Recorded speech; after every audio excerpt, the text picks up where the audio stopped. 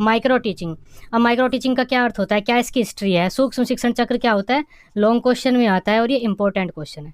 कई सब्जेक्ट होते हैं जिनमें आता है, आपके पेडागोजी वाले जो सब्जेक्ट हैं और टेक्नोलॉजी वाला है, उन सब के लिए इंपॉर्टेंट है। तो आज का टॉपिक है सूक्ष्म शिक्षण, जिसे इंग्लिश में हम माइक्रो टीचिंग बोलते हैं। अब देखो सूक्ष्म शिक्षण क्या होता है। सूक्ष्म का मतलब होता है छोटा, शिक्षण का मतलब शिक्षण ही होता है। मतलब क्या हुआ, छोटा शिक्षण। अब एक तरह से छोटा शिक्षण जो होता है उसे हम सूक्ष्म शिक्षण बोलते हैं। तब सूक्ष्म शिक्षण क्या होता है, सूक्ष्म शिक्षण का प्रयोग हम बच्चों को टीचर बनने की ट्रेनिंग देने के लिए करते हैं। टीचर ट्रेनिंग प्रोग्राम में हम सूक्ष्म शिक्षण का प्रयोग करते हैं। सूक्ष्म शिक्षण एक ऐसी प्रक्रिया है जिसके द्वारा किसी छात्र के शिक्षण कौशलों का विकास किया जाता है। किसी एक छात्र को, किसी एक स्टूडेंट को टीचर बनाया जाता है सूक्ष्म शिक्षण के द्वारा। किसी एक स्टूडेंट में जो टीचर की स्किल्स होती हैं, जो टीचर के गुण होते हैं, उन गुणों को पैदा किया जाता है, उन गुणों को जगाया जाता है। अब देखो, ये एक ऐसा स्टूडेंट है जो टीचर बनने वाला है। अब टीचर नहीं है, ये टीचर बनने की ट्रेनिंग ले रहा है। अगर हम इस स्टूडेंट को नॉर्मल क्लास में भेज दें कि आप अब इस क्लास में पढ़ाने की प्रैक्टिस करो, जहाँ पर 50-60 बच्चे पहले से बैठे हुए हैं, तो ये वहाँ पर नहीं पढ़ा पाएगा, क्योंकि वहाँ पर इसे काफ़ी ज़्यादा बच्चे मिलेंगे और आधे घंटे के लिए ये नहीं पढ़ा सकता, क्योंकि इसने पढ़ाने की प्रैक्टिस नहीं की हुई। तब हम क्या करते हैं, इस स्टूडेंट के लिए प्रैक्टिस के लिए एक छोटी सी क्लास बनाते हैं, जहाँ पर हम 5 से 10 बच्चे इसे देते हैं कि आपको 5 से 10 बच्चों को पढ़ाना है और 5 से 10 मिनट के लिए पढ़ाना है। तब ये जो प्रक्रिया हुई, इस प्रक्रिया को हम सूक्ष्म शिक्षण बोलते हैं, छोटा शिक्षण। तो इस प्रक्रिया के द्वारा यह जो स्टूडेंट है, यह रोज प्रैक्टिस करेगा पढ़ाने की। एक दिन में एक कौशल पढ़ाने की प्रैक्टिस करेगा, एक एक कौशल। 10 मिनट के लिए इसे पढ़ाना, तो पहले दिन ही आएगा, छात्रों को लेक्चर देने की प्रैक्टिस करेगा, लेक्चर देना सीखेगा। उसके नेक्स्ट डे आएगा, क्वेश्चन आंसर करने की प्रैक्टिस करेगा 10 मिनट के लिए। उसके नेक्स्ट डे आएगा, छात्रों को मोटिवेट करने की प्रैक्टिस करेगा।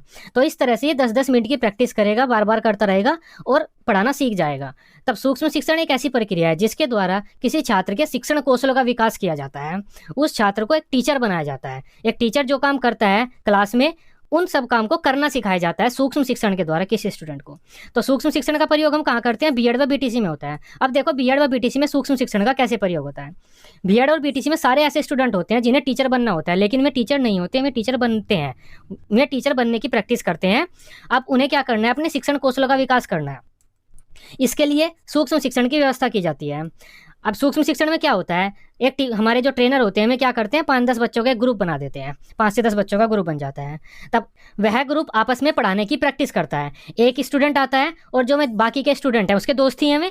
एक स्टूडेंट आता है, यहाँ पर खड़ा होता है, पढ़ाता है, और जिस टाइम ये पढ़ाता है ये टीचर होता है। तो एक स्टूडेंट पढ़ाता है इन बच्चों को, ये बच्चे इसे ऑब्जर्व करते हैं, जो इसकी कमी होती है उसे बताते हैं। इसी के साथ ही पीछे ट्रेनर भी बैठा होता है, वह ट्रेनर भी इस बच्चे की कमी को बताता है कि आपने क्या कमी की। 5 से 10 बच्चों को इसे 5 से 10 मिनट के लिए पढ़ाना होता है और एक कौशल ही पढ़ाना होता है। एक बार में एक कौशल पढ़ाता है ये टीचर, जो स्टूडेंट होता है।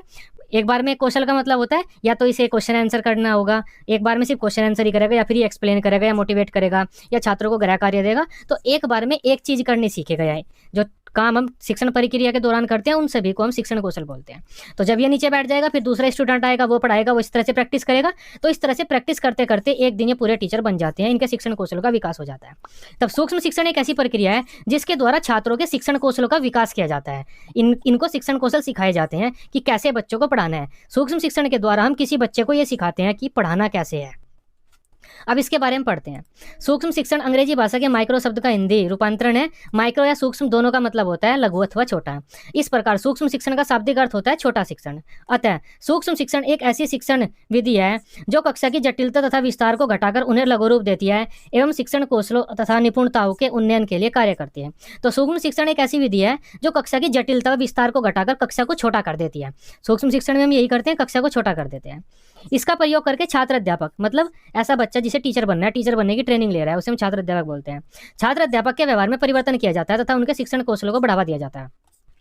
सूक्ष्म शिक्षण छात्र अध्यापकों को शिक्षण के अभ्यास हेतु ऐसी स्थिति प्रदान करता है जिससे कक्षा शिक्षण की सामान्य जटिलताएं कम हो जाती हैं, अर्थात इसमें कक्षा का आकार व समय दोनों कम कर दिए जाते हैं। तो सूक्ष्म शिक्षण में हम कक्षा को भी छोटी कर देते हैं और कक्षा का टाइम भी घटा देते हैं। सूक्ष्म शिक्षण में छात्र अध्यापक को आवश्यक पृष्ठपोषण भी प्राप्त होता है। इसका प्रयोग सेवारत व सेवापूर्व दोनों शिक्षकों के विकास के लिए किया जा सकता है। अतः सूक्ष्म शिक्षण एक ऐसी प्रक्रिया है जिसे कम समय में कम छात्रों के साथ, कम क्रियाओं के साथ पूरा किया जाता है। तो सूक्ष्म शिक्षण में छात्रों को फीडबैक भी मिलता है कि आपने क्या क्या कमी की। और सूक्ष्म शिक्षण का प्रयोग हम किसी ऐसे बच्चे के लिए भी कर सकते हैं जो भविष्य में टीचर बनने वाला है, या जो करंट में टीचर हैं उनकी प्रैक्टिस के लिए भी करा सकते हैं सूक्ष्म शिक्षण का आयोजन हम, कि उनके भी शिक्षण कौशलों का में सुधार करना है। तो सूक्ष्म शिक्षण क्या हुआ, एक ऐसी प्रक्रिया जिसके द्वारा किसी छात्र के शिक्षण कौशलों का विकास किया जाता है, उसे हम सूक्ष्म शिक्षण बोलते हैं। सूक्ष्म शिक्षण में एक छात्र 5 या 10 छात्रों को पढ़ाता है, 5 से 10 मिनट के लिए पढ़ाता है और एक बार में एक कौशल पढ़ाता है। ऐसा नहीं है कि एक बार में छात्र आ जाएगा यहाँ पर और पूरी प्रशिक्षण करेगा, जितना 30-35 मिनट का शिक्षण होता है पूरा सब काम करेगा, नहीं। एक बार में एक कौशल लेगा ये। एक बार में कौशल का मतलब होता है जितने भी काम शिक्षण प्रक्रिया में होते हैं, जैसे प्रश्न पूछना, बोर्ड पर लिखना, छात्रों को एक्सप्लेन करना, इसके अलावा मोटिवेट करना छात्रों को, तो ये सब काम शिक्षण कौशल होते हैं। तो ये एक बार में एक एक काम सीखेगा, एक बार प्रश्न करना सीखेगा, एक बार एक्सप्लेन करना सीखेगा, एक बार आकर मोटिवेट करना सीखेगा, एक बार गृह कार्य देना सीखेगा, एक बार ब्लैक बोर्ड पर लिखना सीखेगा। तो इस तरह से एक बार में एक एक काम करना सीखेगा और इस तरह से यह सभी काम करने सीख जाएगा। इस तरह से यह जो बच्चा है ये शिक्षक बन जाएगा, इसके शिक्षण कौशल का विकास हो जाएगा। अब सूक्ष्म शिक्षण में ये क्रियाएं होती हैं, ये चीजें होती हैं। सबसे पहला तो होता है 5 से 10 मिनट का समय होता है एक बच्चे के पास। 5 से 10 छात्र होते हैं, कितने भी हो सकते हैं, 5 हो सकते हैं या 10 हो सकते हैं, आपके जो ट्रेनर है उनकी मर्जी है आपका बैच कितने बच्चों का बनाए।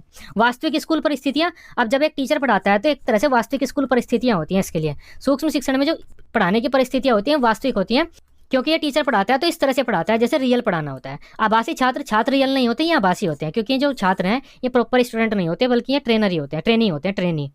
अध्यापक कौन होता है इसमें, बीएड या डीएलएड का विद्यार्थी होता है और एक बार में एक कौशल लिया जाता है। तो सूक्ष्म शिक्षण में ये स्थितियां होती है। अब देखो, सूक्ष्म शिक्षण में एक छात्र अध्यापक को 3 भूमिकाओं को निर्वाह करना पड़ता है। पहला तो शिक्षक, जब कोई स्टूडेंट यहाँ पर आ जाता है तो टीचर का काम करता है। छात्र, जब वह स्टूडेंट अपना काम करके पढ़ाकर नीचे बैठ जाता है तो वह स्टूडेंट का रोल प्ले करता है। टीचर पढ़ाता है तो वो छात्र बन जाता है। तीसरा होता है पर्यवेक्षक, ऑब्जर्वर। जो स्टूडेंट यहाँ नीचे बैठे हुए हैं मैं इस टीचर को ऑब्जर्व भी करते रहते हैं, इसकी कमियों को देखते रहते हैं, फिर ये बताते हैं कि आपने ये कमी की। तो ये भी पूछ लिया जाता है कि सूक्ष्म शिक्षण में एक स्टूडेंट, एक छात्र अध्यापक कितनी भूमिकाओं का निर्वाह करता है, 3 भूमिकाओं का निर्वाह करता है। वेरी शॉर्ट क्वेश्चन, इंपॉर्टेंट है यहाँ से। अब सूक्ष्म शिक्षण की परिभाषा देख लेते हैं। डीडब्ल्यू एलन के अनुसार सूक्ष्म शिक्षण से तात्पर्य शिक्षण की उस लघु क्रिया से है जिसे कम विद्यार्थियों वाली कक्षा में कम समय में पूर्ण कराया जाता है। तो वही बात है, कम विद्यार्थियों वाली कक्षा में कम समय में अगर हम पूर्ण करा रहे हैं तो वो सूक्ष्म शिक्षण है। बीएम सोरे ने क्या कहा है, सूक्ष्म शिक्षण कम शिक्षण क्रियाओं की एक प्रविधि है। कम शिक्षण क्रियाओं का अगर कोई शिक्षण होता है तो उसे सूक्ष्म शिक्षण बोलते हैं। तो ये आसान सी डेफिनेशन आप पढ़ सकते हैं। और ये सूक्ष्म शिक्षण के बारे में और ज़्यादा लिखा हुआ है, अगर आप पढ़ना चाहते हैं पढ़ सकते हैं। बाकी ये सब कुछ मैं आपको बता चुका हूँ कि एक स्टूडेंट आता है, 5 से 10 विद्यार्थी होते हैं, उन्हें पढ़ाना होता है, उस 5 से 10 मिनट के लिए पढ़ाता है, उसके बाद बदल जाते हैं। तो ये कौशल होते हैं, भाषण देना, व्याख्यान करना, प्रश्न पूछना, पुनर्बलन देना, इनमें वह एक्सपर्ट बनता है। तो मैं इन्हें सीखता है, शिक्षण कौशलों का विकास करता है अपने। तो ये सब आप पढ़ सकते हैं, बाकी मैंने इसको एक्सप्लेन कर दिया है। अब सूक्ष्म शिक्षण के इतिहास की बात करें तो ये डीडब्ल्यू एलन है, इन्होंने सूक्ष्म शिक्षण की शुरुआत की थी। मुख्य रूप से डीडब्ल्यू एलन सूक्ष्म शिक्षण के विकास की भूमिका में थे, लेकिन डीडब्ल्यू एलन का जो साथ है वो कीथ एचिसन और आर एन बुश ने दिया है। तो सूक्ष्म शिक्षण का विकास 3 व्यक्तियों ने किया है, डीडब्ल्यू एलन, कीथ एचिसन और आर एन बुश ने किया है, लेकिन मुख्य भूमिका में डीडब्ल्यू एलन थे। 1963 में किया गया था सूक्ष्म शिक्षण का विकास और स्टैनफोर्ड यूनिवर्सिटी में किया गया था। भारत में सूक्ष्म शिक्षण की शुरुआत डी तिवारी ने 1967 में इससे की थी, government central pedagogical institute Prayagraj से की थी। अब सूक्ष्म शिक्षण के पद देख लेते हैं। एक टीचर आता है, पढ़ाता है, फिर दूसरा आता है, पढ़ाता है। तो स्टेप कौन कौन से फॉलो करता है एक टीचर सूक्ष्म शिक्षण की प्रक्रिया में, इन पदों को ही हम सूक्ष्म शिक्षण चक्र भी बोल देते हैं। तो इंपॉर्टेंट क्वेश्चन है, सूक्ष्म शिक्षण पद पूछा जाए या फिर सूक्ष्म शिक्षण चक्र पूछा जाए, सेम बात है। सबसे पहले तो होता है नियोजन, प्लानिंग। कोई भी स्टूडेंट पहले घर से तैयारी करके आता है कि उसे क्या कैसे पढ़ाना है।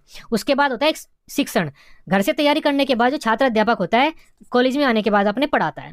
उसके बाद होता है प्रतिपुष्टि, फीडबैक है। पढ़ाने के बाद ये बच्चे से फीडबैक देते हैं कि आपने ये गलती की है। जो पीछे ट्रेनर बैठा हुआ है वह भी फीडबैक देता है कि आपने ये गलती की है।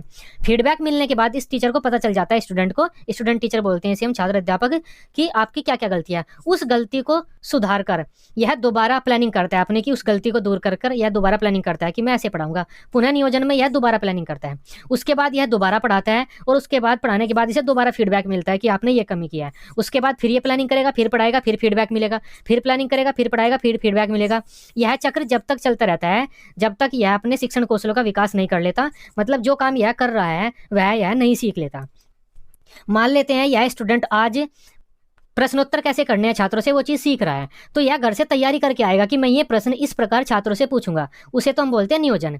यहाँ पर आने के बाद यह छात्रों से प्रश्नोत्तर करेगा, उसे हम बोलते हैं शिक्षण। और उसके बाद ये बच्चे से बताएंगे और ट्रेनर बताएगा कि आपने ये गलती की, वो होता है फीडबैक। उस गलती को दूर कर यह दोबारा अपनी प्लानिंग करेगा कि मैं ऐसे पढ़ाऊंगा, उसे बोलते हैं नियोजन, पुनः नियोजन। उसके बाद यह दोबारा पढ़ाएगा, उसे पुनः शिक्षण, और उसके बाद दोबारा से फीडबैक मिलेगा, पुनः प्रतिपुष्टि। तो इस प्रकार यह प्रक्रिया बार बार चलती रहती है जब तक कि सब लोग इसे अच्छे फीडबैक नहीं दे देते कि हाँ आपको अब इसी तरह से पढ़ाना है, आपने अच्छा पढ़ाया। तो ये जो चक्र बन जाता है, इस चक्र को ही हम सूक्ष्म शिक्षण चक्र बोलते हैं। अब ये स्टेप लिखे हुए हैं, इन सब का अर्थ मैं आपको बता चुका हूँ। यहाँ पर प्लानिंग होगी, यहाँ पर पढ़ाएगा एक बच्चा, यहाँ पर उसे फीडबैक मिलेगा, यहाँ पर फिर प्लानिंग होगी, यहाँ पर फिर पढ़ाएगा, यहाँ पर फिर फीडबैक मिलेगा। इनके बारे में आप पढ़ सकते हैं, बाकी मैंने आपको बता दिया है। यह प्रक्रिया निरंतर चलती रहती है, तब तक चलती रहती है जब तक छात्र के व्यवहार में उचित परिवर्तन नहीं हो जाता। इस प्रकार सूक्ष्म शिक्षण के इन पदों से एक चक्र बन जाता है जिसे हम सूक्ष्म शिक्षण चक्र बोलते हैं। उसके बारे में भी मैंने आपको बता दिया है, यह सूक्ष्म शिक्षण चक्र होता है। अब देखो, इस सूक्ष्म शिक्षण चक्र को एक बार घटित होने में कितना समय लगता है। एक सूक्ष्म शिक्षण चक्र में दो बार की प्लानिंग आती है, 2 बार पढ़ाना आता है हमारा, और 2 बार फीडबैक मिलना आता है। तब छात्र अध्यापक तैयारी करता है, पढ़ाता है, फीडबैक मिलता है, तैयारी करता है, पढ़ाता है, फीडबैक मिलता है। तो ये एक बार चक्र घटित होने में कितना समय लगना चाहिए, अलग अलग हमारे जो विभाग हैं, अलग अलग ऑर्गेनाइजेशन है, उसने अलग अलग टाइम दिया है। अगर हम एनसीईआरटी की बात करें तो एनसीईआरटी ने कहा है कि इस एक चक्र को घटित होने में टोटल 36 मिनट लगनी चाहिए। तो आपसे पेपर में पूछ लिया जाता है कि सूक्ष्म शिक्षण चक्र की प्रक्रिया या कितने समय में पूर्ण हो जाती है, या सूक्ष्म शिक्षण चक्र की अवधि कितनी है। तो आपको पेपर में 36 मिनट लिखना है, ये इंपॉर्टेंट क्वेश्चन है यहाँ से। एनसीईआरटी के अनुसार है ये, और ये इंडियन है, इंडियन टाइम है, एनसीईआरटी इंडियन ही है। तो आपसे अगर ये पूछे कि एनसीईआरटी ने क्या दिया, या फिर पूछे सूक्ष्म शिक्षण की अवधि भारतीय समय के अनुसार कितनी है, तो वो 36 मिनट है। भारतीयों ने कितना समय निर्धारित किया है। अब ये 36 मिनट कैसे है, किस पद के लिए कितना टाइम निर्धारित है, वो भी देखते हैं। सबसे पहला होता है प्लानिंग। तो प्लानिंग तो बच्चे घर से करके आएंगे, तो इसके लिए तो टाइम हम नहीं दे सकते, आप पूरा दिन प्लानिंग कर सकते हैं। दूसरा होता है टीचिंग। टीचिंग मतलब 6 मिनट। अब जब बच्चे प्लानिंग करने के बाद आकर पढ़ाते हैं तो उस पढ़ाने के लिए 6 मिनट निर्धारित किए हैं एनसीईआरटी ने। मैंने क्या कहा था, 5 से 10 मिनट के लिए आपको पढ़ाना होता है, मतलब कितनी भी देर के लिए आप पढ़ा सकते हैं, आपके ट्रेनर बता देंगे आपको कितना टाइम के लिए आपको पढ़ाना है। तो एनसीईआरटी ने कहा है 5 से 10 मिनट में 6 मिनट पढ़ाना चाहिए एक बच्चे को, तो 6 मिनट। उसके बाद आ जाता है फीडबैक। 6 मिनट बच्चे को फीडबैक दिया जाएगा, ट्रेनर फीडबैक देगा, दूसरे बच्चे फीडबैक देंगे। 6 मिनट फीडबैक के लिए होंगे। उसके बाद टीचर दोबारा प्लानिंग करेगा, अपनी जो छात्र अध्यापक है दोबारा पढ़ाने की प्लानिंग करेगा, उसके लिए 12 मिनट निर्धारित है। उसके बाद वह दोबारा पढ़ाएगा, 6 मिनट पढ़ाने के लिए निर्धारित है, फिर फीडबैक मिलेगा, 6 मिनट फीडबैक के लिए निर्धारित है। तो जो टोटल टाइम आ जाता है वो 36 मिनट आता है इस एक चक्र का।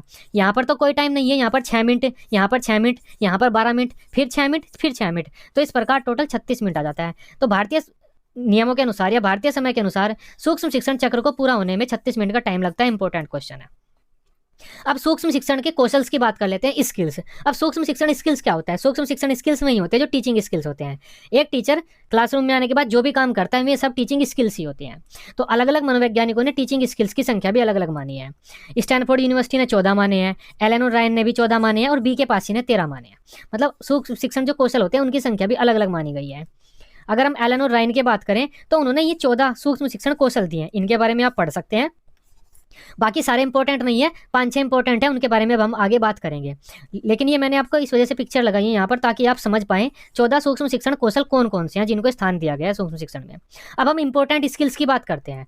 जब एक टीचर पढ़ाता है माइक्रो टीचिंग में कुछ बच्चों को, तो वह कुछ स्किल्स को डेवलप करता है, अपने कुछ कौशलों को सीखता है। वे कौशल इंपॉर्टेंट कौन से हैं, अब उनकी बात करते हैं जो बीएड पेपर में आते हैं। प्रस्तावना कौशल में एक टीचर सीखता है, एक स्टूडेंट सीखता है, एक छात्र अध्यापक सीखता है कि पाठ की शुरुआत कैसे करनी है। खोजक प्रश्न कौशल में यह प्रश्नोत्तर करना सीखता है। व्याख्यान कौशल में लेक्चर देना सीखता है। दृष्टांत कौशल में यह एग्जाम्पल देना सीखता है। पुनर्बलन कौशल में छात्रों को मोटिवेट करना, पुनर्बलन देना सीखता है। शाबाश, वेरी गुड, आपने अच्छा किया, ऐसे ही पढ़ते रहिए, ऐसी भाषा बोलनी सीखता है। सैंपट कौशल में ब्लैक बोर्ड पर लिखना सीखता है। उद्दीपन परिवर्तन कौशल में अपने चेहरे के हाव भाव, बॉडी का मूवमेंट क्लास में कैसे रखना है, किस तरह से खड़ा होना है, किस तरह से फेस के जेस्चर, चेहरे के हाव भाव कैसे होने हैं, तो मैं चीज़ें सीखता है। सहायक सामग्री के प्रयोग में या टीचिंग एड कैसे प्रयोग की जानी है क्लास में, मैं चीज़ें सीखता है। तो इसके अलावा और भी कौशल होते हैं, जैसे कि क्लोजर स्किल होता है, एक पाठ की समाप्ति कैसे करनी है, गृह कार्य देना कैसे होता है, तो मैं भी चीज़ें आती हैं। लेकिन बीएड एग्जाम में यही आते हैं स्किल्स, तो यही इंपॉर्टेंट होते हैं। नेक्स्ट वीडियो में हम इन स्किल्स को अलग अलग पढ़ेंगे, अच्छी तरह से पढ़ेंगे, क्योंकि यहाँ से वेरी शॉर्ट क्वेश्चन आते हैं। अब सूक्ष्म शिक्षण की विशेषताएं, प्रकृति व लाभ की बात कर लेते हैं। सूक्ष्म शिक्षण के बारे में कुछ भी पूछा जाए यही बातें आप लिख देना। सबसे पहला पॉइंट है, परंपरागत शिक्षण की तुलना में ये काफी छोटा होता है। इसकी प्रकृति सुधारात्मक होती है, मतलब छात्रों के व्यवहार में सुधार करता है। यह शिक्षकों के शिक्षण कौशलों का विकास कर सकता है। भूमिका निर्वाह विधि का ये एक रूप है। भूमिका निर्वाह में हम क्या करते हैं, अपने आप को भूलकर किसी दूसरे की भूमिका का निर्वाह करते हैं। मैंने आपको पढ़ाया था भूमिका निर्वाह व्यूहरचना। और यहाँ पर एक बच्चा क्या कर रहा है, टीचर की भूमिका का निर्वाह कर रहा है, तो इस वजह से यह भी एक तरह से भूमिका निर्वाह विधि ही हुई। इसे कम समय में कम क्रियाओं के साथ कम छात्रों वाली कक्षा में पूर्ण किया जाता है। परंपरागत शिक्षण की तुलना में यह बहुत सरल व तनाव मुक्त होता है, ज़्यादा टेंशन नहीं लेनी पड़ती छात्रों को इसका प्रयोग करते टाइम। पाठ के तुरंत बाद छात्रों को छात्र अध्यापक को फीडबैक मिल जाता है, तो उसे पता चल जाता है क्या क्या उसकी कमियां हैं, उन कमियों में वह सुधार कर सकता है। पृष्ठ पोषण के आधार पर ही छात्रों को अपना पाठ दोबारा बनाना पड़ता है, जिससे उन्हें सुधार के अवसर मिलते हैं। इस प्रविधि में शिक्षण कौशल, पाठ्य वस्तु तथा कक्षा अनुशासन आदि कक्षा के हर पक्ष को सरलता से सिखाया जा सकता है। कक्षा तथा छात्र तथा अध्यापक की कमियों को दूर करने के लिए एक ही कौशल का बार बार अभ्यास किया जा सकता है इसमें सूक्ष्म शिक्षण में। तो ये सूक्ष्म शिक्षण के बारे में था। आई होप अब आप समझ पाए होंगे माइक्रो टीचिंग क्या होती है। आसान तरीके से मैंने आपको बता दिया है। वीडियो अच्छी लगी हो आप इसे अपने बीएड ग्रुप में दोस्तों के साथ शेयर कर सकते हैं। बीएड की सभी सब्जेक्ट की डेली रेगुलर क्लासेस लेने के लिए आप इस चैनल को सब्सक्राइब कर सकते हैं। Till then bye bye, take care.